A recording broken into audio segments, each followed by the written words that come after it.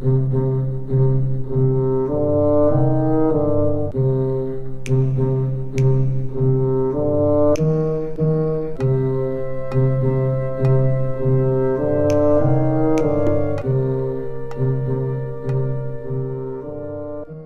is Theseus, the Duke of Athens, Greece. You might be thinking to yourself, wait, there were no dukes in ancient Greece. And you would be right. But in William Shakespeare's time, folks in England were totally obsessed with the Greeks. And there were dukes in England, and so we have our Duke of Athens, Theseus. And this is Hippolyta. Theseus is going to be marrying her in 4 days. It's important that you know this because their wedding helps us know how much time passes throughout the play. All of this wackiness in just 4 days. Also, everything will come to a conclusion at their wedding day celebration. This is Aegea. She's grumpy. According to the law of Athens in this play, a girl must marry whomever her parents consider to be worthy of their daughter. According to Aegea, her daughter has picked the wrong guy, and she's going to do whatever she can, beg, plead, pout, and convince the Duke, Theseus, to uphold the law, which is, in a nutshell, marry who your mom tells you to, or die. And that brings us to Hermia, Aegea's daughter. She's beautiful, the most beautiful girl in all of Athens, and just as stubborn. And she's in love with this guy, Lysander. He's a romantic dude, in an over-the-top, dramatic teenager kind of way. He loves Hermia deeply, and the two of them desperately want to be married. But there's a tiny problem. Well, it's Shakespeare, so there's a few tiny problems. Here's the first one. Demetrius is in love with Hermia too. And to make matters even more complicated and worse for our fair Hermia, Demetrius is the guy her mom approves of, which has kind of made his ego blow up to the size of the Globe Theater. As you might imagine, Lysander and Demetrius do not like each other very much. But there's one person who doesn't mind Demetrius at all. This is Helena. She's Hermia's crazy and jealous childhood friend, and she's totally bummed out at the start of our play. And throughout the whole thing, actually. She's terribly in love with Demetrius, and to be honest, she's kind of going about her crush the wrong way. Helena has been so relentless in her pursuit of Demetrius that it's made him hate her guts and fall even more deeply in love with Hermia. As our four Athenians figure out who loves who and what to do with all of this teenage angst, there are a few other characters causing a bit of mischief. This is Oberon, king of the fairies. He and his wife, Titania, have been fighting because Titania adopted a human baby. And while Titania just wants to love and care for the child, Oberon wants to raise the boy to be his knight and right-hand man. They don't agree, and their fight is causing chaos in the forest where our story takes place. Basically, you should expect to see Oberon and Titania arguing a lot. Out of frustration, Oberon calls on his sneaky and mischievous assistant, Robin Goodfellow, also known as Puck, to help him cast a spell on her. But our friend Puck here takes her pranks a bit too far throughout the play. Not only does she mess with Titania, she also tampers with Hermia, Lysander, Helena, and Demetrius. At the same time, there is a group of poor, silly, rather untalented amateur actors desperately trying to throw together a play that's good enough for Theseus and Hippolyta's wedding. Yep, there's a play within a play. These performers don't have much time to rehearse, which is a problem for a group that's so lacking already in acting skills. And it definitely doesn't help when Puck decides to mess with them too. If you're still confused, don't worry. So is our friend the Dreamer. She's going to be observing all of this chaos along with you. Thank you.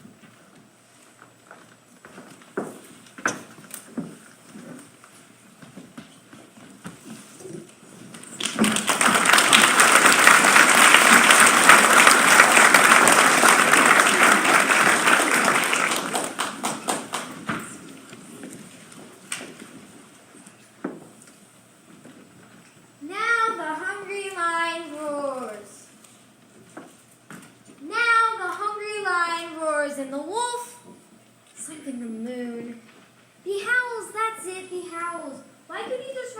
bathhouse at the moon. Much easier. Now the hungry lion roars and the wolf... What was that? Meows. Meows at the moon. What?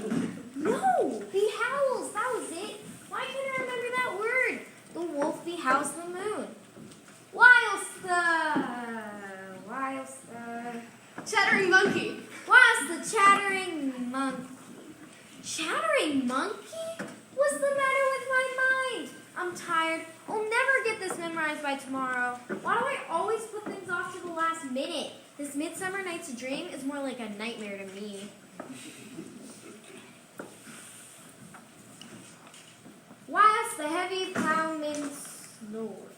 Now what is a plowman? All with weary task foredone. What does that mean? Bizarre metaphors, iambic pentameter, confusing rhyme? Why couldn't he just write normally? So tired. So very tired. Lord, what fools these mortals be. To sleep, perchance to dream. We are but stuff that dreams are made on. Dreams are made on. Dreams are made on. How like a dream this is. I see and hear. I've had a rare dream. Is this a vision or a dream? Do you dream, or hath you dreamed till night? What dreams may come that give us pause? What a dream was here. I dreamed a dream tonight that dreamers often lie. Now, take the sweetest sleep and the fairest dreams that have ever entered a drowsy head. You shall hear more than you can dream of yet.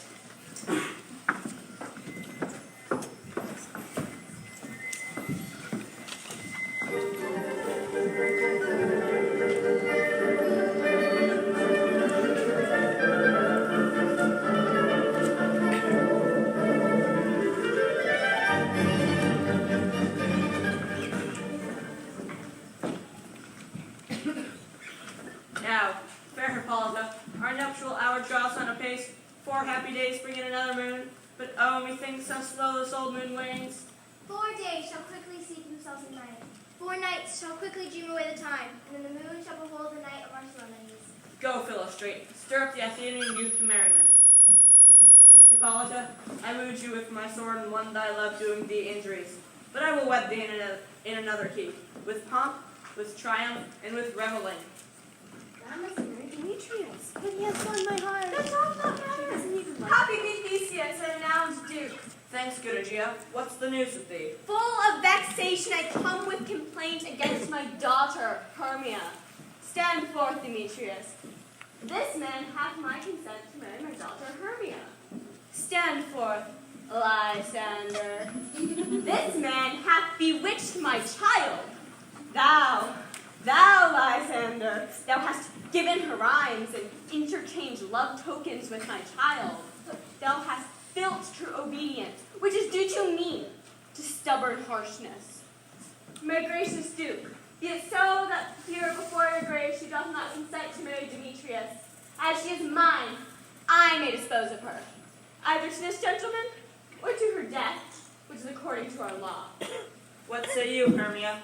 Be advised, fair maid. To you, your mother should be as a goddess. Demetrius is a worthy gentleman. So is Lysander.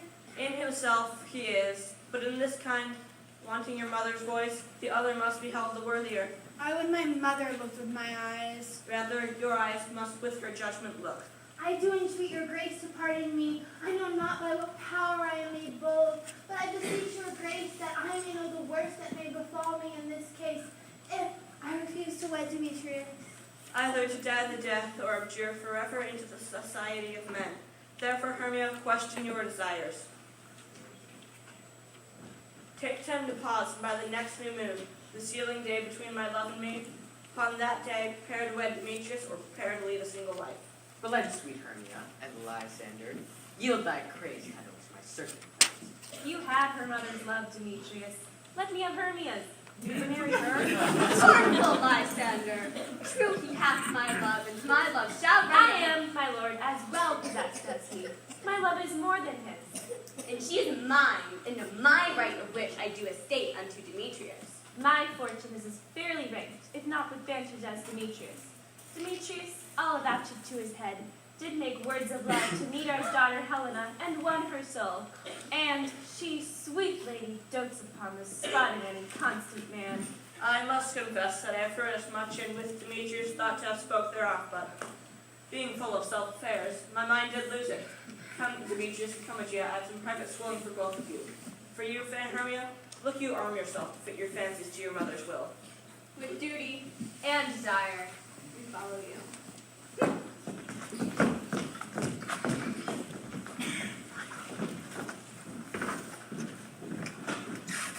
How now, my love? Why is your cheek so pale?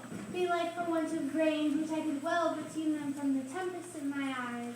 I mean, for aught that I could ever read, could ever hear, by tale or history, the course of true love never did run smooth. If then two lovers have ever been crossed, it was as an edict and destiny. Let us teach our trial patience. Hear me, Hermia. I have a widow aunt, a dowager of great revenue, and she hath no child. From Athens is her home, remote 7 leagues, and she respects me as her only son. There, gentle Hermia, may I marry thee? And to that place the sharp Athenian law cannot pursue us.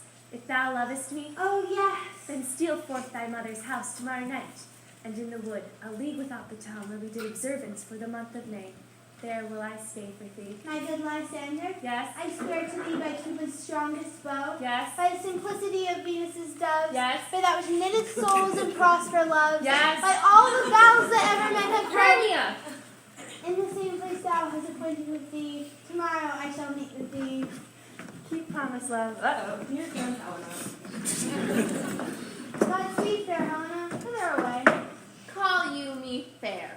That fair again unsay. Demetrius loves your fair. Oh, happy fair. Sickness is catching. Oh, we're favored so. Yours and I catch fair Hermia ere I go. Oh, teach me how you look and with what art you sway the motion of Demetrius' heart. I frown upon him, yet he loves me still. Oh, that your frowns could teach my smiles such skill. I give him curses, yet he gives me love. Oh, that my prayers could such affection move. The more I hate, the more he follows me. Oh, the more I love, the more he hateth me. His folly, Helena, is no fault of mine. None but your beauty, or that fault be mine.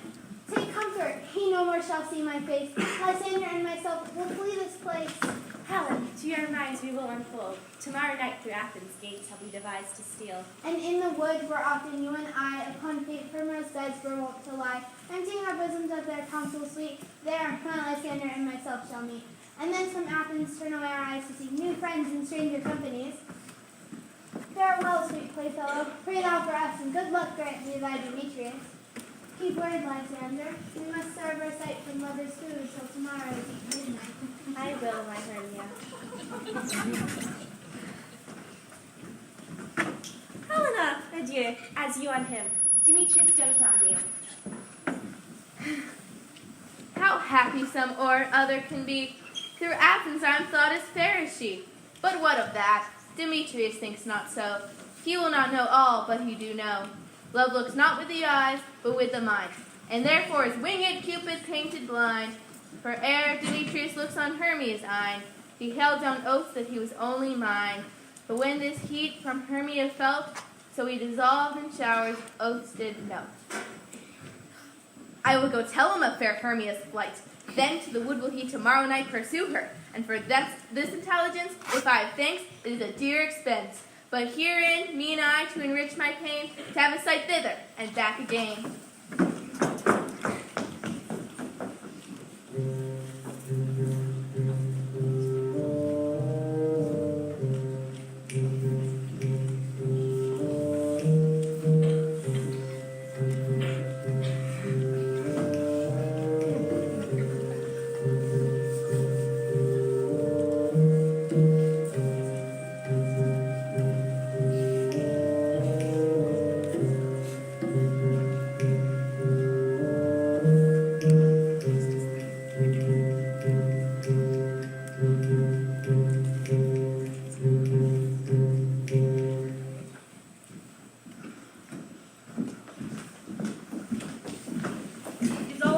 here?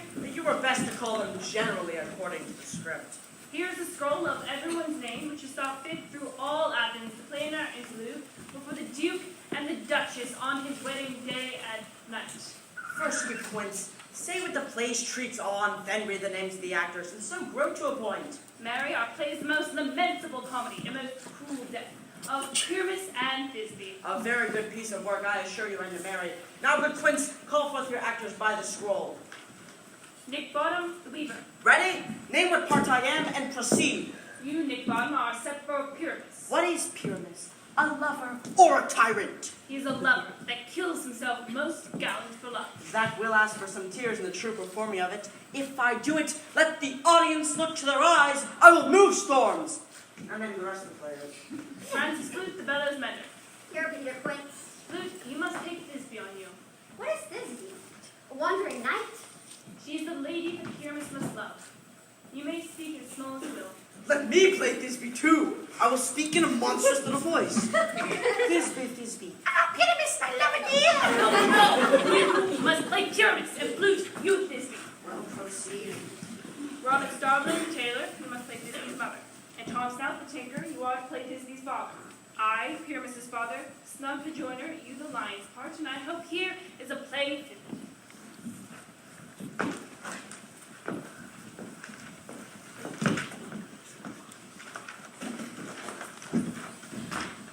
Have you the lion's part written yet? Pray you, if it be given to me, for I am slow of study. You may do it extempore, for it is nothing but wrong. Let me play the lion too. I will roar that I will do any man good heart to hear me. I will make the Duke say, let him roar again. Let him roar And again. you do it too terribly to frighten the Duchess and the ladies, and they would shriek, and that were enough to hang us all. That would hang us, every mother's son.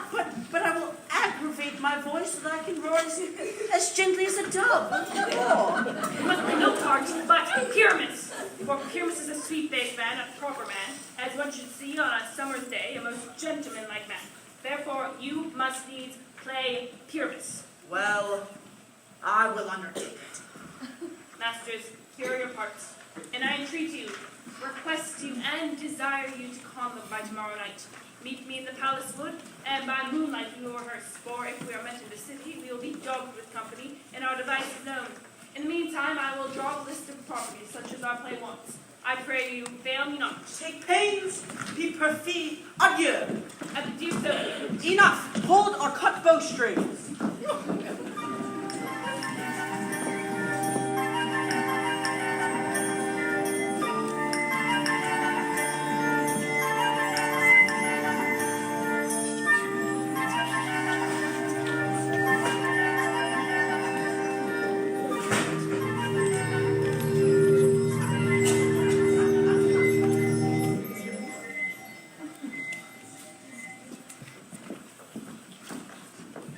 How now, spirit?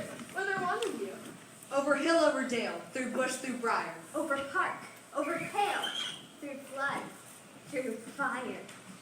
We do wander everywhere, swifter than the moon's sphere, And we serve the fairy queen to do her orbs upon the green. Farewell, thou lava spirits, I'll be gone. May our queen and all our elves come here anon. The king doth keep his revels here tonight. Take heed the queen come not within his sight, for Oberon is passing fell in wrath because that she, as her attendant, hath a lovely child stolen from an Indian king. She never had so sweet a changeling, and jealous Oberon would have the child, knight of his train, to trace the forests wild, but she, perforce, withholds the loved boy, crowns him with flowers, and makes him all her joy. And now, they never meet, in grove nor green, by fountain clear, or spangled starlight sheen, but they do swear that all their elves, for fear, creep into acorn cups and hide them there. Either I mistake your shape and masking quite, or you are that shrewd and knavish sprite called Robin Goodfellow. Are you not she who frightens the maidens of the villagery? You mislead night wanderers, laughing at their harm. Those that hobgoblin call you in sweet puck. You do their work, and they shall have good luck. Are you she? Thou speakest aright. I am that merry wanderer of the night. But Rootberry, here comes Oberon. And here, my mistress, would that he were gone. Ill met by moonlight crowd, Tanya. What, jealous Oberon? Fairies skip hints. I have forsworn his company. Tarry, rash wanton, and not I thy lord. Then I must be thy lady. Why art thou here? Your warrior loved Theseus must be wedded. How canst thou thus, for shame, Titania, cast a glance at my credits with Hippolyta, knowing I know thy love for Theseus? These are the forgeries of jealousy. Ever since the midsummer spring met me on hill, in dale, forest or mead, and below this distemperature, we see our seasons alter. The same progeny of evil comes from our debate. From our dissension, we are their parents and original. Do you amend it then? It lies in you. How can Titania cross her Oberon? I do but beg a little changeling child to be my henchman. Set your heart at rest. The fair land bides not the child of me. His mother was a votress of my order, spice Indian air, by night. Full often hath she gossip by my side, but she being mortal of that child did die. And for her sake do I rear up the child, and for her sake do I not part with him. How long within these woods intend you stay? Perchance till after Theseus' wedding day. You will patiently dance in our round and sing our moonlight revels. Go with us. If not, shun me, and I will spare your haunts. Give me the child, and I will go with thee. Not for thy fairy kingdom. Fairies away. Go thy way. Thou shalt not from this grove until I have tormented thee for thy injury. Gentle Puck, come hither. Thou rememberest once I heard a mermaid on a dolphin's back, uttering such dulcet and harmonious breath that the rude sea grew civil at her song. I remember. That very time I saw, but you couldst not, flying between cold moon and earth, Cupid, all armed. A certain aim he took, and loosed his golden arrow sharply from his bow. Yet marked I where the bolt of Cupid fell. It fell upon a little western flower the maidens call love in idleness. Fetch me this flower, the herb I showed thee once, the juice of it laid on sleeping eyelids makes man or woman madly dote upon the next life creature that it sees. Fetch me this herb! I'll put a girdle around the earth in 40 minutes. Having once the juice of it, I'll watch Titania when she's asleep and drop the liquor of it in her eyes. The next thing she, waking, looks upon, be it on lion or bear, wolf or bull, meddling monkey or busy ape, she shall dote upon it with the soul of love. Ere I can take this charm off her eyes, as I can do with any herb, and make her render up her page to me. Leave me. But who comes here? I'm invisible, and I will overhear their conference. I love thee not, therefore pursue me not. Where is Lysander and fair Hermia? The one I slay, the other slayeth me. But thou told me they were stolen into this wood, and here am I, and wood, within this wood, because I cannot meet my Hermia. Get thee gone and follow me no more. You draw me, you hard-hearted adamant. Leave you your power to draw, and I shall have no power to follow you. Do I entice you? Do I speak you fair? Or rather, in the plainest truth, do I not tell you that I do not nor cannot love you? And even for that, I do love you more. Attempt not too much the hatred of my spirit, for I am sick when I look on thee. And I am sick when I look not on you. You do impeach your modesty too much to leave the city and commit yourself into the hands of one who loves you not. Your virtue is my privilege. For that, it is not night when I do see your face, nor doth this wood lack worlds of company. For you, in my respect, are all the world. Then how can it be said I am alone when all the world is here to look on me? I'll run from thee and hide me in the brakes and leave thee to the mercy of the wild beasts. The wildest hath not such a heart as you. Run when you will. The story shall be changed. Apollo flies and Daphne holds the chase. The mild hind makes speed to catch the tiger. Bootless speed when cowardice pursues and valor flies. I will not stand thy questions. Let me go. I'll follow thee and make a heaven of hell to die upon the hand I love so well. Fear Fare thee well, gentle nymph. Ere he do leave this grove, thou shalt fly him, he shall seek thy love. I have it! I have it! Hast thou the flower there? Welcome, wanderer. There it is. I pray thee give it to me. I know a bank where the fresh thyme blows, where ox lips and nodding violets grow. There lies Titania some time of the night, lulled in these flowers, filled with dances and delight. Having once the juice of it, I can streak her eyes and make her full of hateful fantasies. Take thou some of it and seek through this grove. A sweet Athenian lady has fallen in love with a disdainful youth. Anoint his eyes. But do it when the next thing he espies may be the lady. Thou shalt know the man by the Athenian garments he hath on. Affect it with some care. But do it when the next thing he espies may be the lady. Thou shalt know the man by the Athenian garments he hath on. Affect it with some care, as he may prove more fond of her than she upon her love. And meet me ere the first cocks crow. Fear not, my lord, your servant shall do so.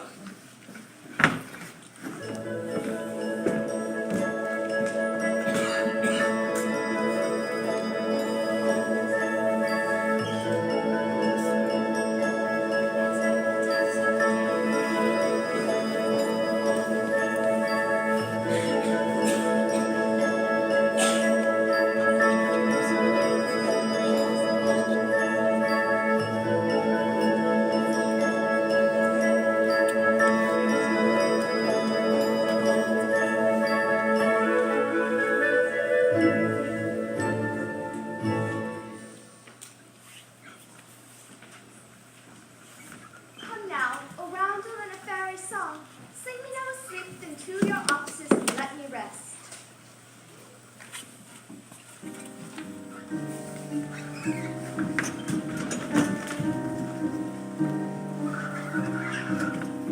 You spotted snakes with double tongue.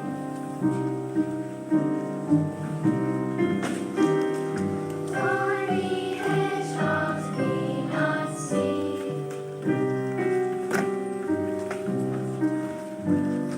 Boots and wineworms do no wrong.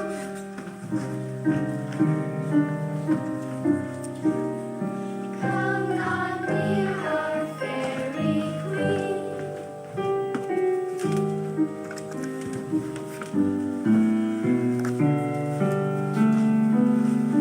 Fill now with melody, singing our sweet lullaby.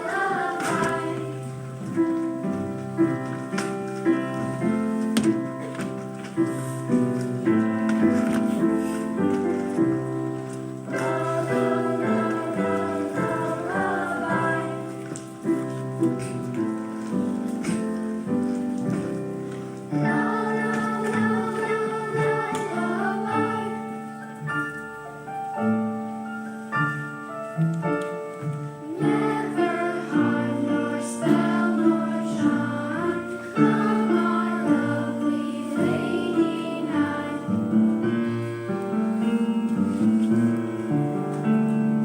So good night with lullaby.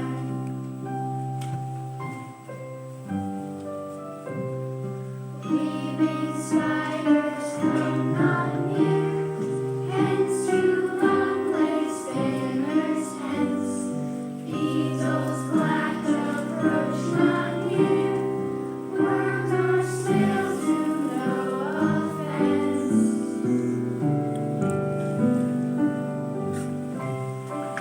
Hence, away now all is well. One aloof stands sentinel.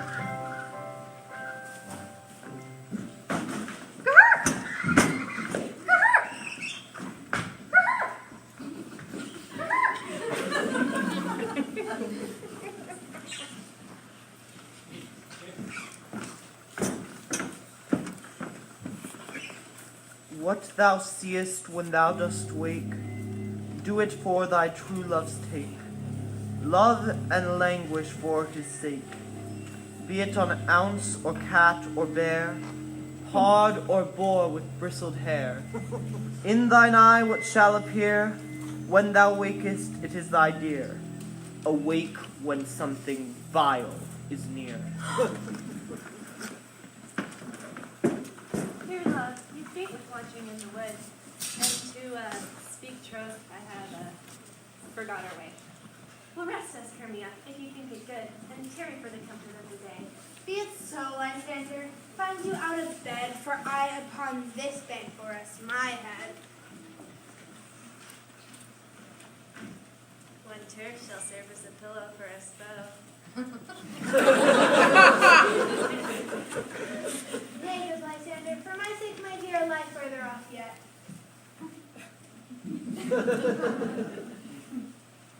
Do not lie so near. Oh, take the sense, sweet of my innocence. Love takes meaning in love's conference. Lysander riddles very prettily, but, gentle friend, for love and courtesy, lie further off than you in modesty. Here is my bed. Sleep give thee all his rest, and with half that wish, the wisher's eyes be pressed.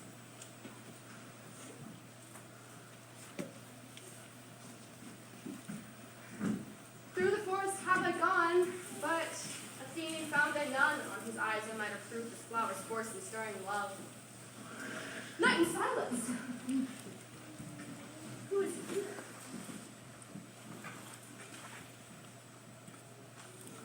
Weeds of Athens he doth wear.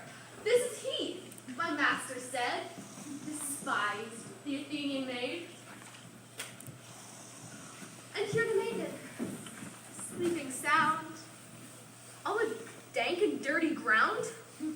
Pretty soul, she durst not lie near this lack love, this kill courtesy. Churl, upon my eyes, I throw all the power this charm doth owe. No! Shh! When thou wakest, let love forbid sleep his seat on thine island. So, awake when I am gone, for I was not to overrun. Here comes the Athenian who needs the spell. Stay, though thou kill me, sweet Demetrius. I charge thee, hence, and do not haunt me thus. Oh, wilt thou darkling leave me? Do not so. Stay on thy peril, I alone will go. Oh, I am out of breath from this fond chase. The more my prayer, the lesser is my grace. Happy is Hermia, whereso she lies, for she hath blessed and attractive eyes. How came her eyes so bright? Not with salt tears. If so, my eyes are oftener washed than hers. No, no, I am as ugly as a bear. For beasts that meet me run away for fear. But who is here? Lysander, on the ground, dead, or asleep. I see no blood, no wound. Lysander, if you live, good sir, awake. And run through fire, wolf, with thy sweet sake. Where is Demetrius? That vile name to perish upon my sword. Say not so, Lysander, say not so. What though he loved your Hermia, Lord? What though? Yet Hermia loved you. Then be content. Content with Hermia? No. I do repent the tedious moments with her I've spent. Not Hermia, but Helen I love, who will not change a raven for a dove. The will of man is by his reason swayed. Oh, and reason says you are the richer maid. Seeds growing are not ripe until their season. So I, being young till now ripe not to reason, and touching now the point of human skill, reason becomes the marshal to my will and leads me to your eyes, where overlook love stories written in love's richest books. Wherefore I did this keen mockery. When at your hands I deserve this scorn, it is not enough. It is not enough, young man, that I did never, no, nor never can deserve a sweet look from Demetrius' eye. You must flout my insufficiency. Like stroke you do me wrong, good stoop you do, in such disdainful manner me to woo. But fare ye well, perforce I must confess, I thought you lord of more true gentleness. Oh, of a lady of one man refused, should of another therefore be of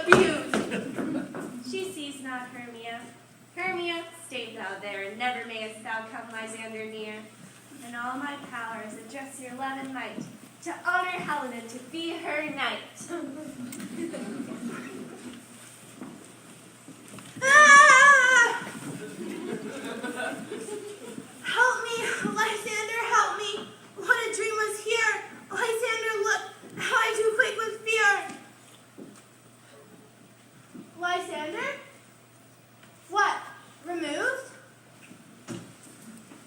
Lysander? Lord? No? Then I will perceive you are not nigh. Either death, or you will find immediately. Lysander!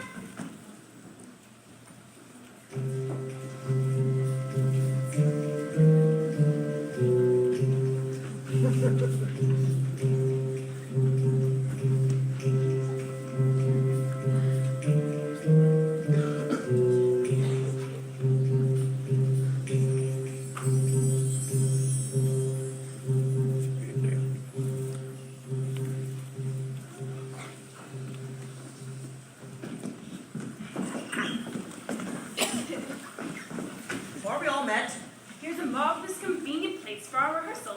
This shall be our stage, this hall break our towering house, and we shall do it in action as we will do it before the Jew. Peter Quince, What sayst thou, William? there are things in this comedy of Pyramus and Thisbe that will never please. First, Pyramus must draw a sword to kill himself, which the ladies cannot abide. How answer you that? I believe we must leave the killing out when all is done. Not a whit. I have a device to make all well. Write me a prologue, and let the prologue seem to say, we will do no harm with our swords, and Pyramus is not killed indeed. And tell them that I, Pyramus, am not Pyramus, but Bottom the Weaver. This will put them out of fear. Well, we will have such a prologue. Will not the ladies be afeard of the lion? I fear it, I promise you. To bring in a lion among ladies is a most dreadful thing, for there is not a more fearful wild fowl than your lion living, and we ought to look to it. Therefore, another prologue must tell that she is not a lion. Indeed, let her name and tell them plainly she is not the joiner. Well, it shall be so, but there is two hard things. That is, to bring the moonlight into the chamber, for, as you know, Pyramus and Thisbe meet by moonlight. Doth the moon shine that night? Our calendar! Look in the almanac! Find out moonshine! Yes, it doth shine at night. Why then may you leave the casement of the great chamber window open, and the moon may shine in at the casement? Aye, or someone must come in with a lantern and say he is the person of moonshine. Then there's another thing. We must have a wall in the great chamber, for, as you know, Pyramus and Thisbe did talk through the chink of a wall. You can never bring in a wall. What say you, Bottom? Some man or other must present wall. Let him have some plaster about him to signify wall. Let him hold his fingers thus, and through that cranny shall Pyramus and Thisbe whisper. Huh. Well, if that may be, then all is well. Come, sit down and rehearse your parts. Pyramus, you begin. When you have spoken your speech, enter into that break, and so everyone according to their key.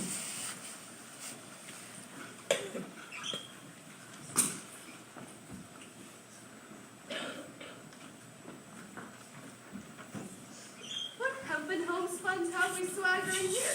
So near the cradle of the fairy queen. Why they do not play? What to play cards? I'll be an auditor. An act or two, perhaps. Should I see cause? Speak, Pyramus. Thisbe, stand forth.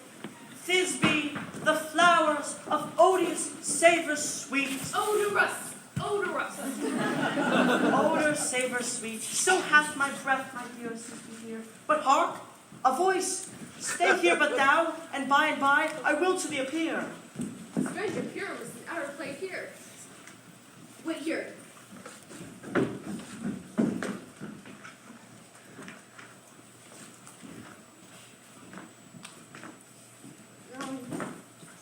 Must I speak now? Ah, Mary, you must, for you must understand he goes to see a noise that he heard and is to come again.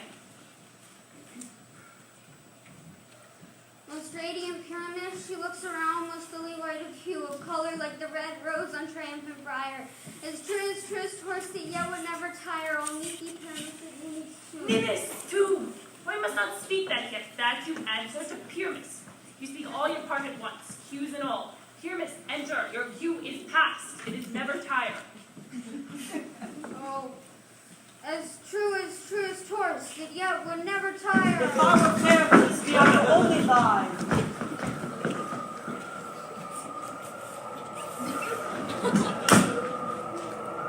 I'll follow you. I'll lead you out. Through God, through bush, through brake. Right? Sometimes a woodhawk. Sometimes a hound. A hog, a headless bear. Sometimes a fire. And neigh, and bark, and grunt, and roar, and burn. Like horse, hound, hog, bear, fire, at every turn. Oh, but no change. What do I see on me? What do you see? You see an asshead of your own, do you? Let's see, though I've translated. See their knavery? This is to make an ass out of me. To frighten me if they could. But I will not stir from this place. Do what they can. I shall walk up and down here, and I will sing. And they shall see that I am not afraid.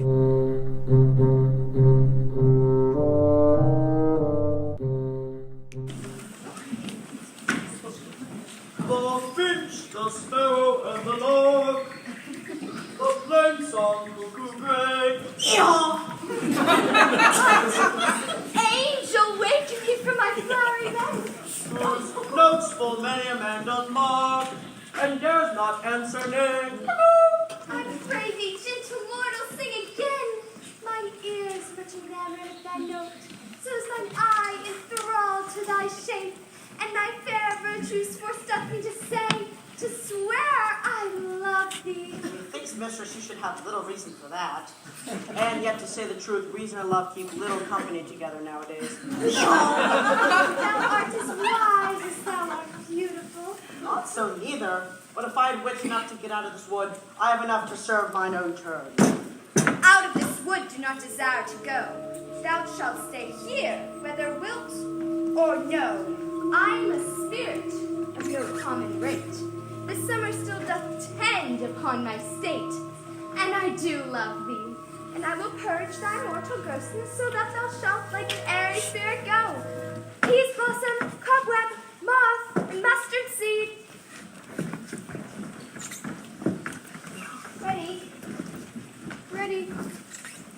Ready. Be kind and courteous, gentlemen. Send the moonbeams from his sleeping eyes. Nod to him, elves, and do him courtesies. Hail, mortal. Hail. Hail. Hail. Cry your worship's mercy heartily. I beseech your worship's name. Cobweb. I shall desire more acquaintance, good cobweb. Your name? Peas blossom. I pray you, commemorate Mistress Squash, your mother, and Master Peacock, your father. Good Peas Blossom, I shall desire more acquaintance too. Your name, I beseech you? Mustard seed. Good Mustard Seed, I know your patience well. I shall desire more acquaintance too, good Mustard Seed. Come, wait upon him, bring him thither. Yeehaw! Tie at my love's tongue, bring him silently.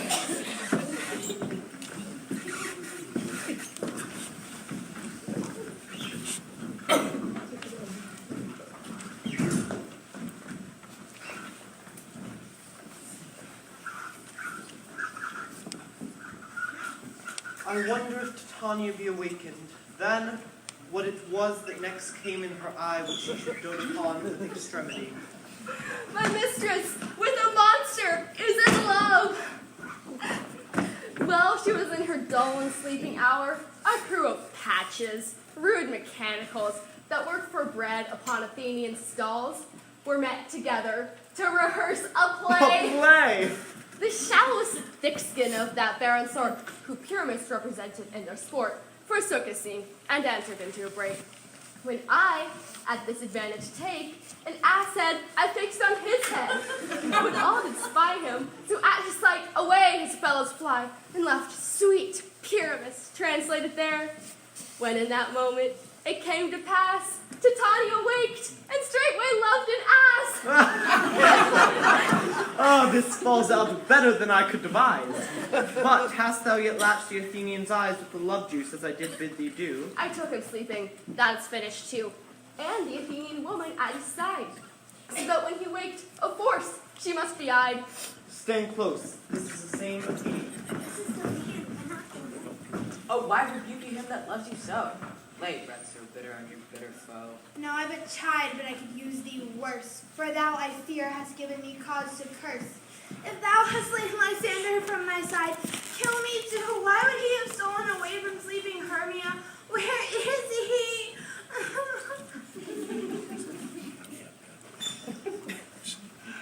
Ah, good Demetrius. Wilt thou give him me?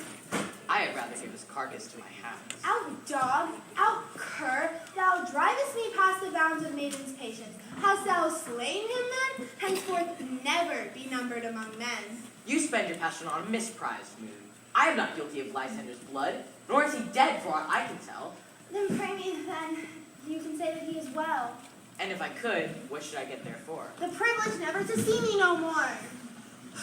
There is no following her in this fierce vein. Here, therefore, will I well remain. What hast thou done? Uh-oh. That's what I was trying to tell you. Thou hast mistaken quite and cast the love juice on some true love's sight. About the woods, go swifter than the wind, and Helena of Athens look thou find. Who? Helen of Athens. All fancy sick she is, pale of cheer, with sighs of love to cost the fresh blood dear. By some illusion see thou bring her here. I'll charm his eyes against she do appear. I go! Look how I go! Surfing in the air with the tartan bow! Flower of this purple dye, hit from Cupid's archery, sink in the apple of his eye. When his love he doth espy, let her shine as gloriously as the Venus of the sky. When thou wakest, if she be by, beg of her for remedy.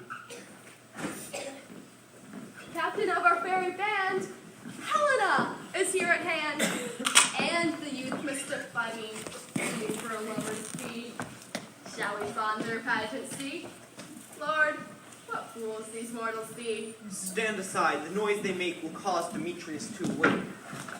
Why should you think I would scorn? You do advance your cunning more and more, when truth kills truth. Oh, devilish prey, these vows are Hermia's. Will you give her over? I had no judgment when to her I swore. Nor none in my mind. Now you give her over. Demetrius loves her, he loves not you. Oh, Helen, goddess, nymph, perfect, divine.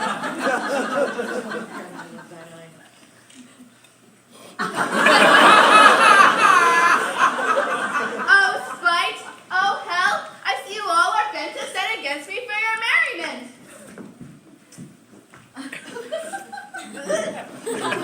Can you not hate me as I know you do? You must join in souls to mock me too? If you were men, as men you are in show, you would not use a gentle lady so.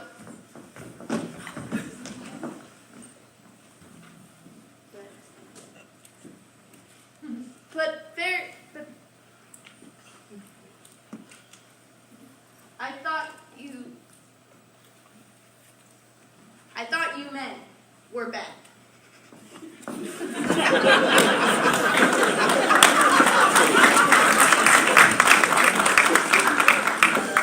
You are unkind, Demetrius. Be not so, for you love Hermia. This you know, I know. And here, with all goodwill, with all my heart, in Hermia's love, I yield you up my part.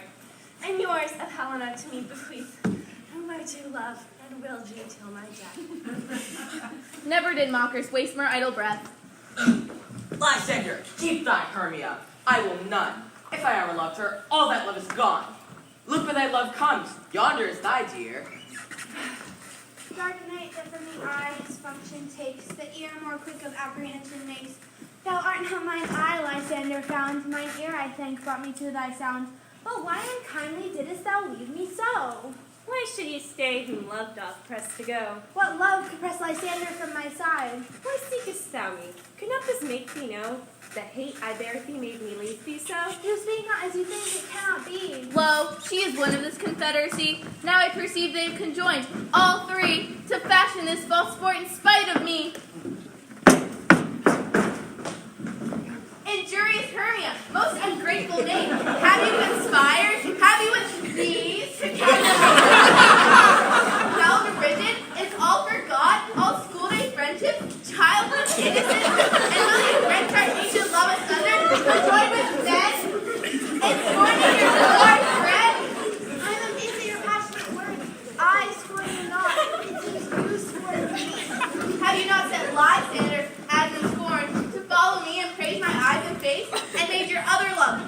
Demetrius, to call me goddess, nymph, divine, rare, precious, celestial?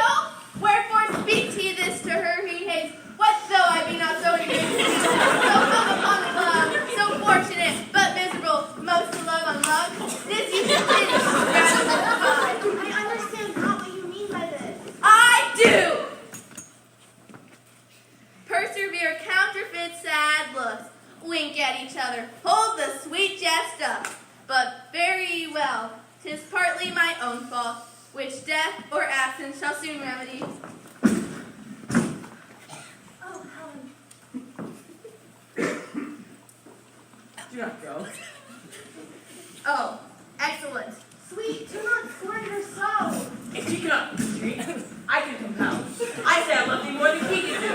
Now say so with draw and prove it too. Lysander, where to send all this? Get away, you nincompoop. Go! Hang off, thou cat, thou burr, vile thing let loose. I will shake thee like a serpent. Do not jest. Yes, Suit, and so do you. Demetrius, I will keep my word with thee. I would I had your bond, for I perceive a weak bond holds you. What, should I hurt her? Although I hate her, I'll not harm her so. Hate me? What greater harm is there than hate? Wherefore, am I not Hermia? Are you not Lysander? I, by my life, and never did desire to see thee more. Be certain, 'tis no jest that I do hate thee, and love Helena. Oh me.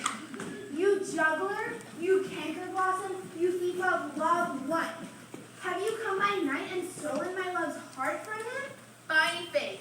Have you no modesty? No maiden shame? No touch of bashfulness? What? Will you tear impatient answers from my gentle tongue? Fie! Fie, you counterfeit! You puppet, you! Puppet. Ah, that way goes the game. Now I will perceive she hath made compare between our statures.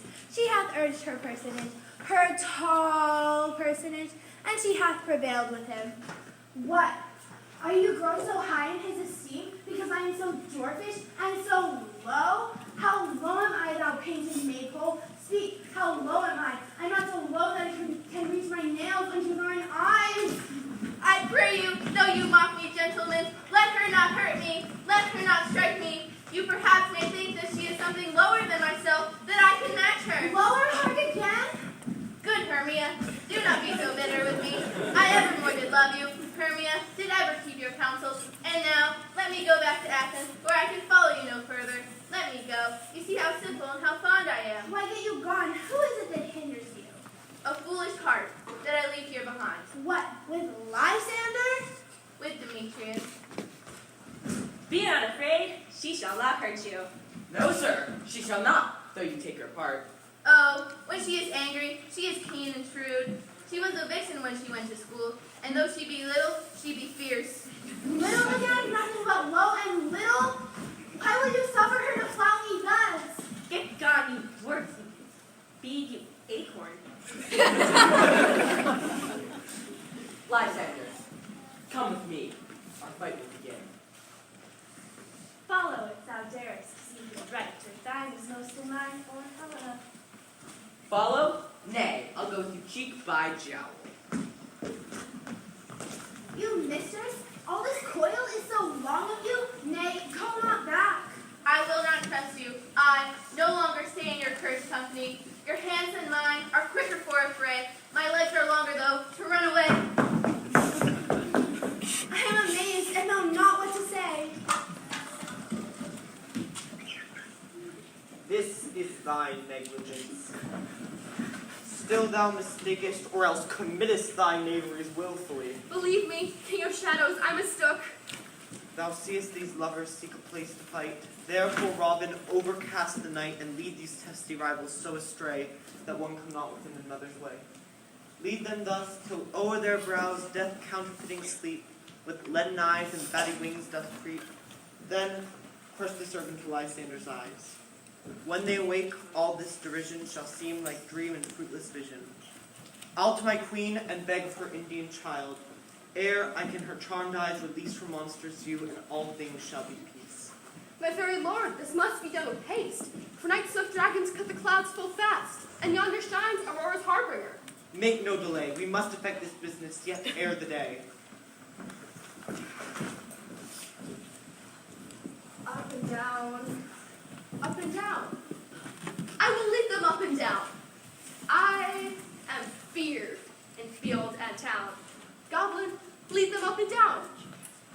one. Where art thou, proud Demetrius? Speak thou now? Here, villain, where art thou? I will be with thee straight. Follow me then to plainer ground. Lysander, speak again. Thou runaway, thou coward, art thou fled? Thou coward, art thou rising to the stars? Telling the bushes that thou lookst for wars and wilt not come? Come, recreant, come, thou child. Yea, art thou there? Follow my voice. He goes before me, and still bears me on. When I come where he calls, then he is gone. With all is much lighter heeled than I, that fallen am I in dark uneven way, and here will rest me. Ho, ho, ho, coward. Why comest thou not? Abide me if thou darest. Thou comest before me, shifting every place. Come hither. I am here. Nay then, thou mockest me. Finest constraineth me to measure out my length in this cold bed. By day's approach, look to be visited. O weary night, O long and tedious night, abate thy hours, shine comfort from the east, that I may back to Athens from these that my poor company detest. And sleep that sometimes shuts up sorrow's eye, steal my while from mine own company. Yeah, but 3? Come one more. 2 of both kinds makes up 4. Never so weary, never so in woe, bedabbled with dew and torn with briars, I can no further crawl, no further go. My legs can keep no pace with my desires. On the ground, sweet sound. I'll apply to your eye, gentle lover, remedy. When thou wakest, take true delight in the sight of thy former lady's eye.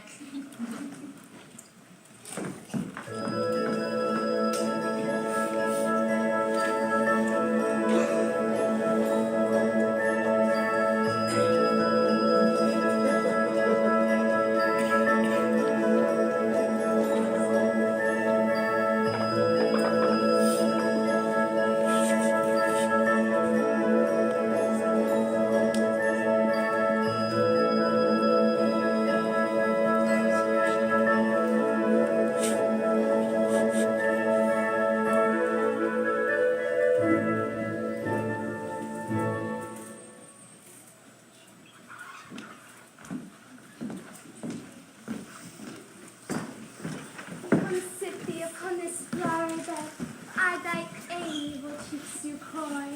Sick musk roses in thy sleep, smooth head, thy fair, large ears, my gentle joy. Where's Peas Blossom? Ready? Scratch my head, Peas Blossom. Where's Monsieur Cobweb? Ready? Good Cobweb, fetch me some honey. Eeyaw! Where's Mustard Seed? Ready? Ready, what is your will? Nothing, good Mustard Seed, but to help Peas Blossom to scratch. And Cavalry Cobweb may scratch also. I must to the barber's, for methinks I am marvelous hairy about the face. What? What thou is music, my sweet love? I have a reasonable good ear in music. Or say, sweet love, what thou desirest to eat. Truly, I could munch your good dry oats. Methinks I have a great desire to a bottle of hay. Good hay, sweet hay. I have an exposition of sleep come upon me. Sleep thou, and I will wind thee in my arms. Fairies be gone, and all ways away. Oh, how I love thee, how I dote on thee.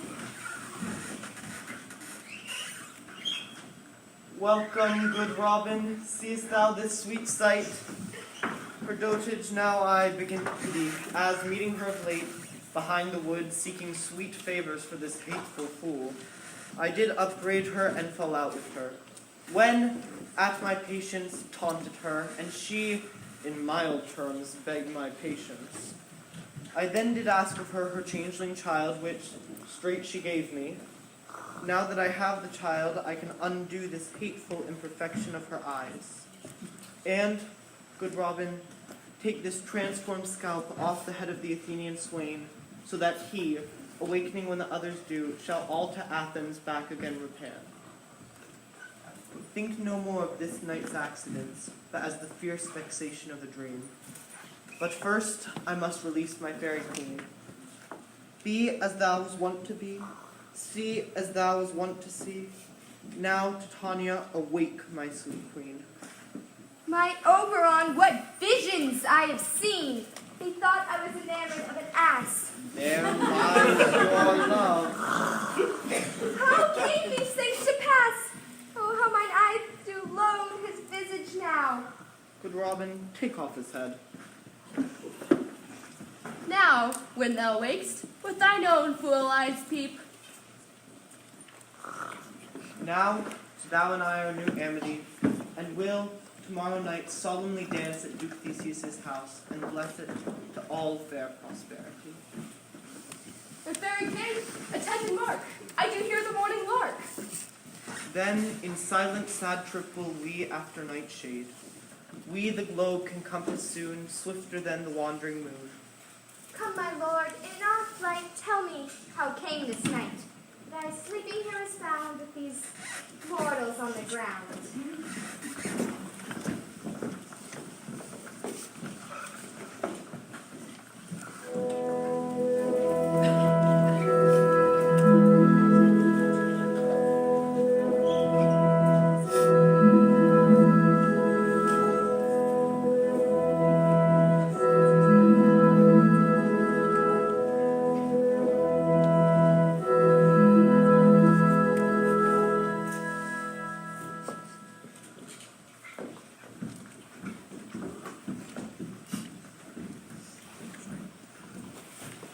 We will, fair queen, up to the mountain top. My love shall hear the music of my hounds. But soft, what nymphs are these? My lord, this is my daughter Hermia here asleep, and this Lysander and Demetrius and Helena. I wonder if them being here together. Go bid the huntsmen, wake them with their horns. No doubt they rose up early to observe the rite of May. Good morning, friends. St. Valentine is past. Pardon, my lord. I pray you all, stand up. I know you two are rival enemies. How comes this gentle concord in a world where hatred is so far from jealousy, to sleep by fate and fear no enmity? My lord, I shall reply amazingly, half waking, half asleep. But I came with Hermia hither. Our intent was to be gone from Athens. Enough, my lord, you've heard enough. I beg the law upon his head. My lord, fair Helena told me of their stuff. To this their purpose hither, and I, in fury, followed them. But, my lord, I know not by what power, but some power be.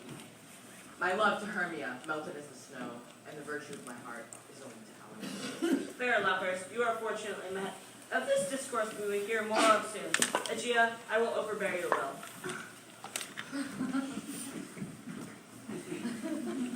For in the temple, by and by, these couples shall eternally be knit.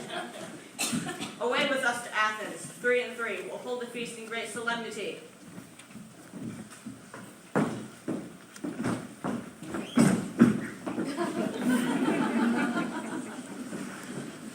When my cue comes, call me and I will answer. My next is fair appearance. Hey ho, quince, flute, snout, starveling. What? Stolen hence and left me asleep? I have had a most rare vision. I have had a dream. Past the wit of a man to say what dream it was. Man is but an ass if you go about to expound this dream. Me thought I was and me thought I had. But man is but a patched fool if he shall offer what me thought I had. I'll get Quince to write a ballet of this dream. It shall be called Bottom's Dream, because it hath no bottom, and I shall sing it at the latter end of our play.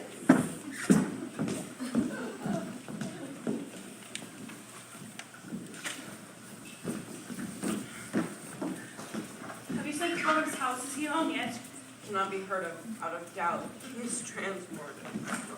If he comes not, then the play is marred. It goes not forward, does it?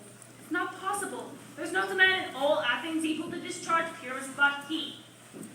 Friends, the Duke is coming from the temple. There's two lords and ladies married. Where are these friends? Where are these hearts? Humble bottom, almost courageous day, almost happy hour.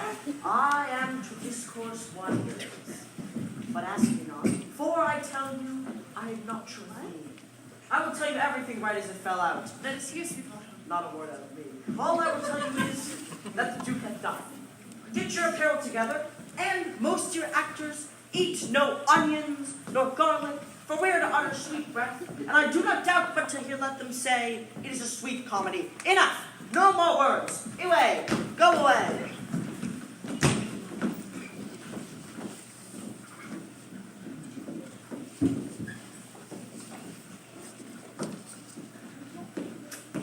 Tis strange, my Theseus, that these lovers speak of. More strange than true. I never may believe these antic fables nor fairy toys. Lovers and madmen have such seething brains, such shaping fantasies to apprehend more than cool reason ever comprehends. But all the story of the night told over, and all their minds trying to figure so together, and more witnesses than faces images, and the same great concept. Here come the lovers, full of joy. Where is our usual manager of mirth? Here, my Theseus. Say, what abridgment have you for this evening? How shall we beguile the lazy time, if not with some delight? There is a brief how many sports are ripe. Make choice what your highness will see first. The battle with the centaurs to be sung by an Athenian eunuch to the harp. Real none of that. A tedious, brief scene of Pyramus and Thisbe. Very tragical mirth. Merry and tragical. Tedious and brief. That is hot ice and wondrous strange snow. How shall we find the concord of this discord? A play.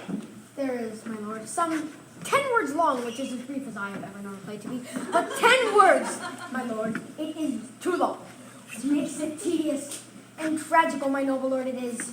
For Pyramus therein doth kill himself, which when I saw rehearsed, I must confess, made mine eyes water. But with more merry tears, the passion of loud laughter never shed. And we will hear it. No, no, my noble lord. It is not for you. I have heard it over, and it is nothing in the world. I will hear that play. Go bring them in and take your places all. So please, your grace, prologue is addressed. Let him approach.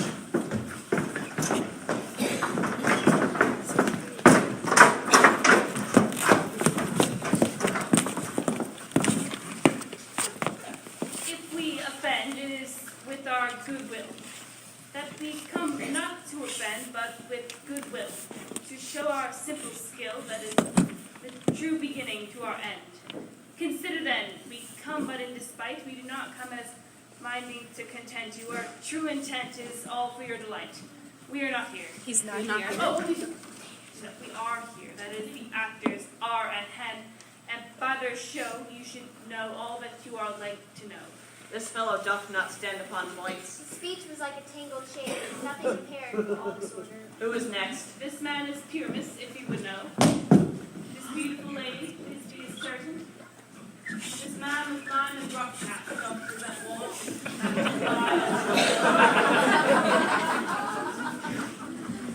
Which Pyramus is Thisbe's son. Through walls chink, poor souls, they are content to whisper. At which let no man wonder.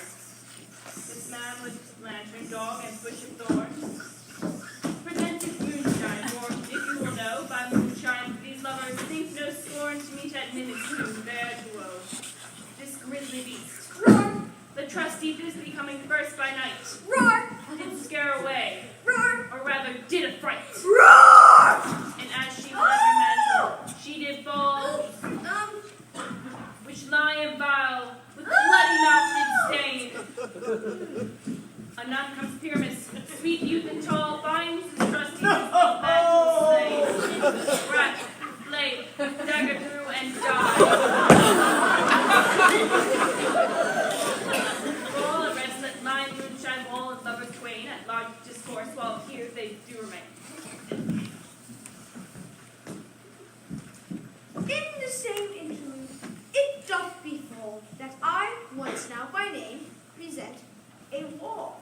And such a wall that I would have you think had in it a cranny hole or chink, through which the lovers Pyramus and Thisbe did whisper often very secretly.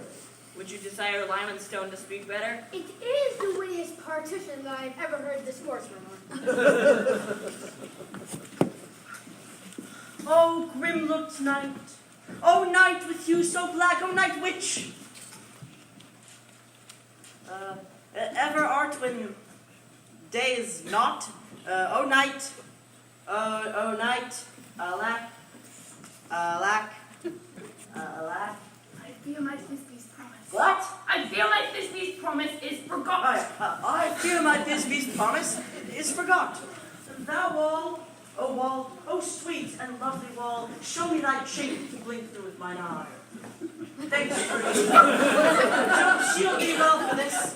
But what see I? No Thisbe do I see. O wicked wall, through whom I see no bliss. Cursed be thy stones for thus deceiving me. The wall, methinks, being sensible, should curse again. No, in truth, sir, he should not. Deceiving is the true. She's to enter now and to spy her through the wall. Yonder she comes. Oh, wall! Full often hast thou heard my moans for parting, my fair Pyramus and me. My cherry lips have often kissed thy stones, I see a voice. Now am I to the chink to spy, and I can hear my Thisbe's face. Thisbe! My love! Thou art my love, I think! Oh, kiss me through the hole of this vile wall. I kiss the wall!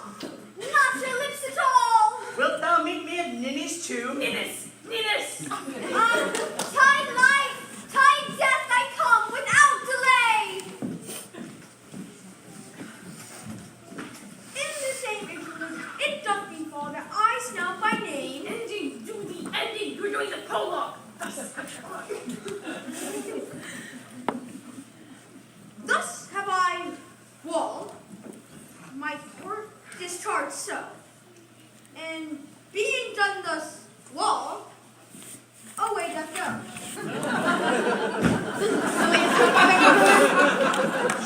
Here come two noble beasts, a moon and a lion.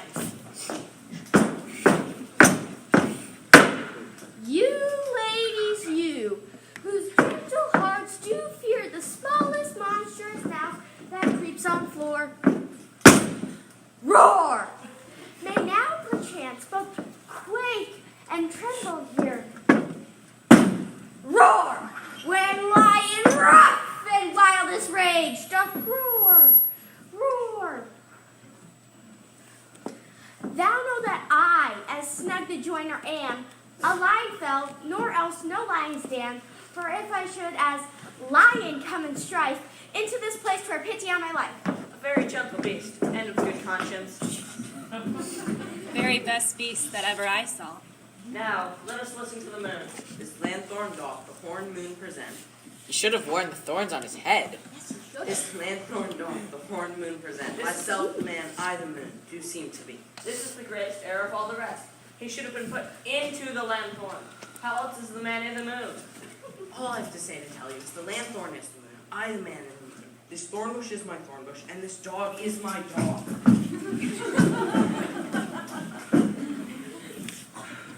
This is old Ninny's too. Ninnis! Ninnis!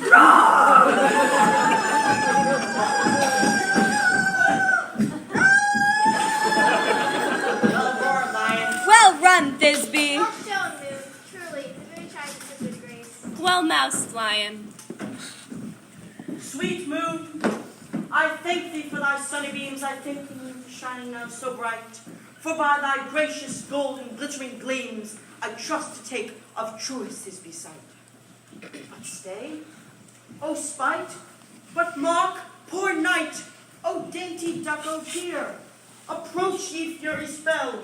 O fates, come, come, cut thread and thrum, quell, crush, conclude and quell. He shrew my heart, but I pity the man. Or wherefore did nature didst thou lions frame?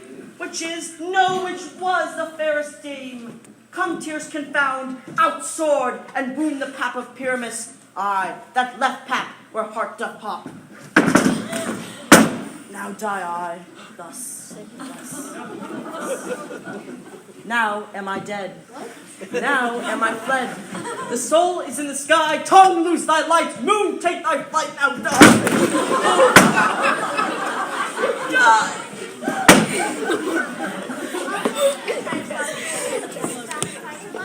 You'll find him by starlight. Look, here she comes and her passion ends the play. And I hope she will be brief.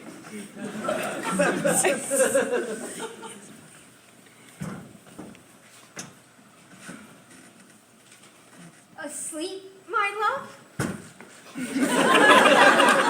What? Dead, my dove? Oh, Pyramus, arise! Speak, speak, quite dumb?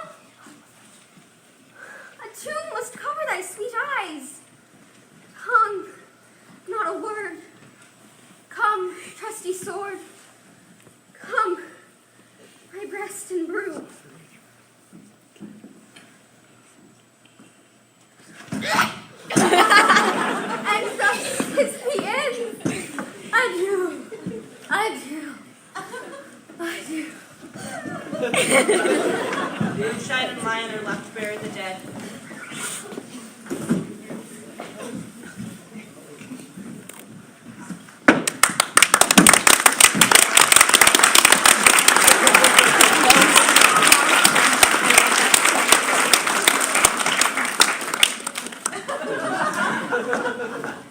Would it please you to see the epilogue? For your play needs no excuse. Never excuse. For the players are all dead. Therefore, no one needs to be blamed. It is truly and very notably discharged. Let your epilogue alone.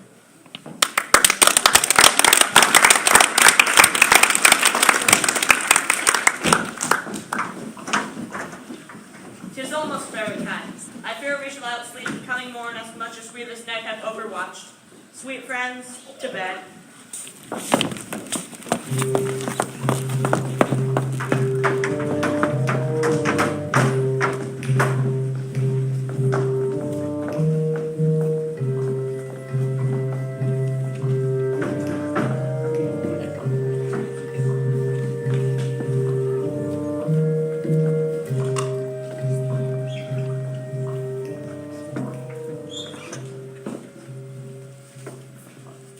Now the hungry lion roars and the wolf behowls the moon, whilst the heavy plowman snores with all weary task foredone. And we fairies that do run by the triple Hecate's team, from the presence of the sun following darkness, like a dream. Now it's frolic. Not a mouse shall disturb this hallowed house. I am sent with broom before to sweep the dust behind the door.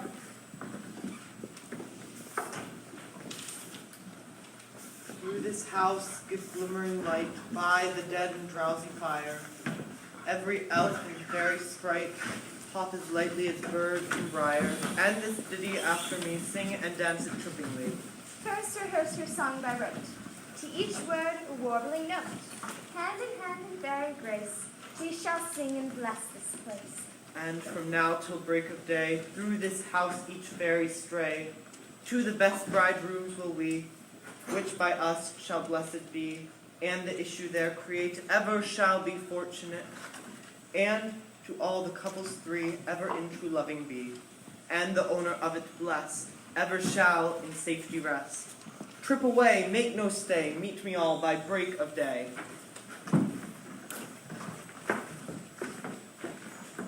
If we shadows have offended, think but this, and all is mended, that you have but slumbered here, whilst these visions did appear, and this weak and idle theme no more yielding but a dream.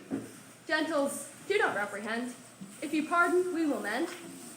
And, as I am an honest puck, if we have unearned luck now to escape the serpent's tongue, we will make amends ere long. Else the fuck a liar call. So, good night unto you all. Give me your hands, if we be friends, and Robin shall restore amends.